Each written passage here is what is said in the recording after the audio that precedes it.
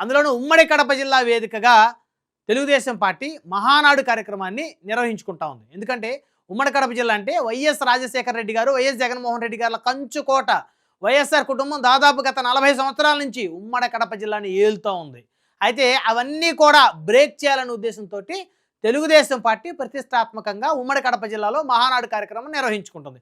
మరి ఆ కార్యక్రమానికి జూనియర్ ఎన్టీఆర్ కూడా వచ్చి ఉన్నట్లయితే ఖచ్చితంగా ఎన్టీఆర్ వారసత్వం వైఎస్ఆర్ వారసత్వం మీద పైచేయి సాధించింది అనేటువంటి ఒక ఇండికేషన్ కూడా ప్రజల్లోకి వెళ్ళేది. ఎందుకంటే మరి అక్కడ వైఎస్ఆర్ కుటుంబం యొక్క క్రేజ్ని మరి జూనియర్ ఎన్టీఆర్ గారు వస్తే మాత్రమే ఆ క్రేజ్ని పూర్తిగా ఈయన వైపు తిప్పుకునే అవకాశం ఉంటుంది అక్కడ ఉన్నటువంటి బలహీన వర్గాలకు సంబంధించి. అయితే మరి జూనియర్ ఎన్టీఆర్ గారు ఎందుకు రాలేదు? అయితే ఆయన పిలవలేదా? ఒకవేళ ఆయన ఆహ్వానించలేదా ఆ యొక్క మహానాడు కార్యక్రమానికి? అయితే ఎందుకు ఆహ్వానించారు? మొదటగా సీనియర్ ఎన్టీఆర్ గారి కుటుంబ సభ్యులందరూ కూడా ఆ మహానాడు కార్యక్రమానికి వస్తారని అనుకున్నారు.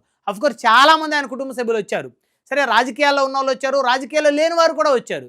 ఉదాహరణగా చూస్తే మరి గత ఎన్నికల్లో కూకట్పల్లి అసెంబ్లీ నియోజకవర్గం నుంచి పోటీ చేసినటువంటి నందమూరి సుహాసిని గారు, మరి ఆవిడ 2018 ఆ సమయంలో మరి కూకట్పల్లి నియోజకవర్గం నుంచి ఆవిడ తెలుగుదేశం పార్టీ తరపు నుంచి ఎమ్మెల్యేగా పోటీ చేసి ఓటమి చెందారు. మరి అలాంటి నందమూరి సుహాసిని గారిని మరి మహానాడు కార్యక్రమానికి ఆహ్వానించారు. ఆవిడ సాక్షాత్తు మరి నందమూరి హరికృష్ణ గారి కుమార్తె. మరి జూనియర్ ఎన్టీఆర్ గారు కూడా నందమూరి హరికృష్ణ గారి కుమారుడే కదా.